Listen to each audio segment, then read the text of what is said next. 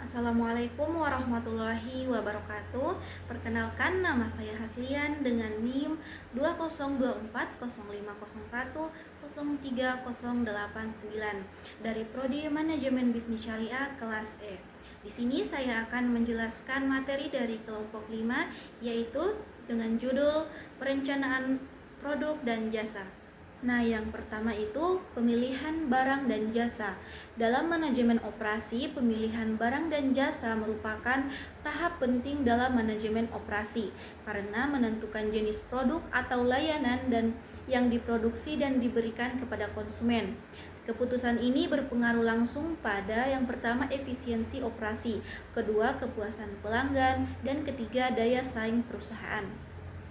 Kemudian proses pemilihan barang dan jasa. Yang pertama itu identifikasi kebutuhan pasar, yaitu mengetahui kebutuhan dan preferensi konsumen. Kedua, penetapan kriteria, biaya, bahan baku, kapabilitas, dan permintaan pasar. Ketiga, ada evaluasi alternatif, yaitu membandingkan kualitas, model produk, dan layanan. Keempat, pengambilan keputusan, memilih produk atau jasa yang paling sesuai untuk diproduksi. Kemudian yang kelima, implementasi dan monitoring, yaitu produk diproduksi, ditawarkan, dan dipantau. Selanjutnya, produk baru dan perannya. Dalam kegiatan produksi, produk baru adalah produk yang baru diluncurkan atau produk yang lama yang diperbarui dengan inovasi tertentu, biasa berupa barang maupun jasa. Yang pertama itu mendorong inovasi dan peningkatan kualitas proses produksi. Kedua, menentukan perencanaan kapasitas, alokasi sumber daya, dan tenaga kerja. Ketiga, meningkatkan daya saing dan menarik lebih banyak konsumen. Dan keempat, membuka peluang pasar baru dan meningkatkan pendapatan. Selanjutnya, pengembangan produk. Ada 7 tahapan proses. Yang pertama, pembangkitan ide, yaitu riset pasar, masukan pelanggan, dan analisis pesaing. Kedua, seleksi ide, yaitu saring ide berdasarkan potensi dan kemampuan perusahaan. Ketiga, konsep dan pengujian, target pasar, survei, dan diskusi kelompok. Dan keempat, analisis bisnis, hitung biaya, harga jual, dan proyeksi laba dan titik impas.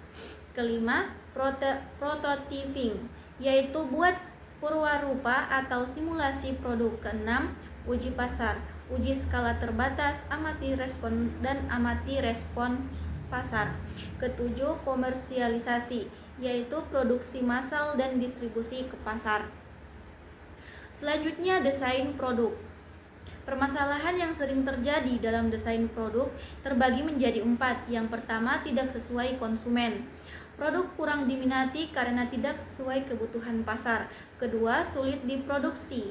Desain tidak sesuai kapabilitas teknologi yang dimiliki. Ketiga, biaya terlalu tinggi.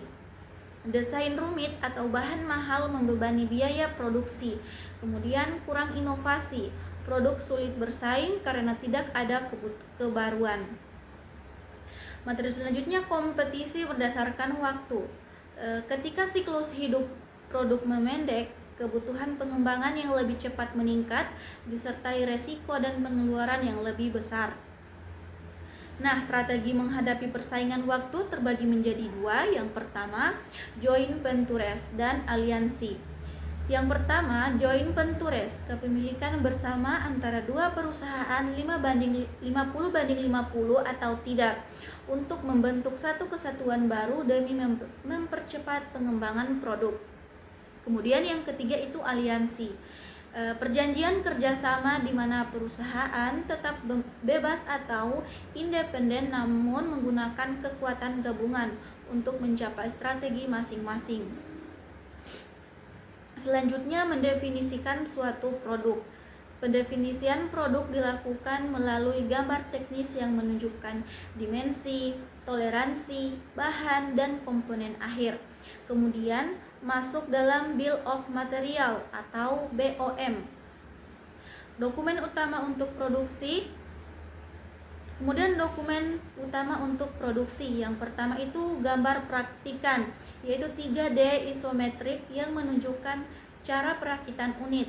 Kedua, skema perakitan, urutan proses perakitan secara skematis.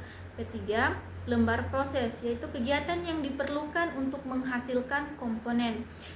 Keempat, instruksi kerja, instruksi terinci cara pelaksanaan pekerjaan. Kemudian, pesanan kerja, instruksi membuat sejumlah komponen pada waktu tertentu. Kemudian, mendesain produk jasa. Desain jasa melibatkan interaksi langsung dengan konsumen, kemudian menjadikannya tantangan unik.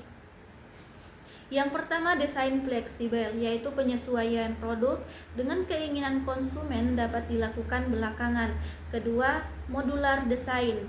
Bagian produk dibuat dan disiapkan sebelumnya pada proses berkesinambungan. Ketiga, dekomposisi jasa. Bagi jasa menjadi bagian kecil, identifikasi bagian yang bisa diotomatisasi.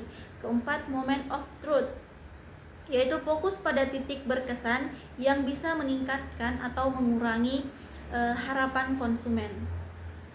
Selanjutnya, pohon keputusan pada desain produk. Yang pertama itu definisi pohon.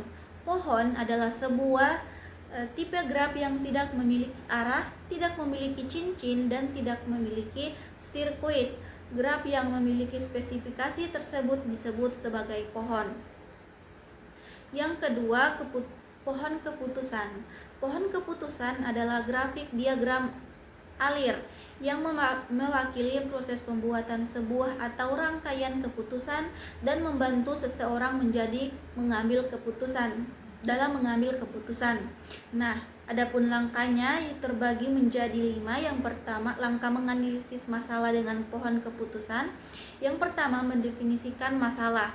Kedua, menggambar pohon keputusan dasar. Ketiga, menentukan peluang. Keempat, memperkirakan imbalan bagi setiap alternatif. Dan kelima, menyelesaikan masalah dengan menghitung EMP. Kemudian, peralihan menuju produksi. Yang pertama, produk telah dipilih dan didesain. Kedua, manajemen menentukan peralihan. Ketiga, pengambilan keputusan pengembangan vs produksi. Keempat, produksi percobaan. Kelima, menyiapkan sistem produksi, pelimpahan tanggung jawab produksi, pengelolaan proses transisi, dan terakhir mencapai tujuan utama transisi. Baik, itulah tadi penjelasan materi dari saya. Kurang dan lebihnya mohon dimaafkan. Saya akhiri. Wassalamualaikum warahmatullahi wabarakatuh.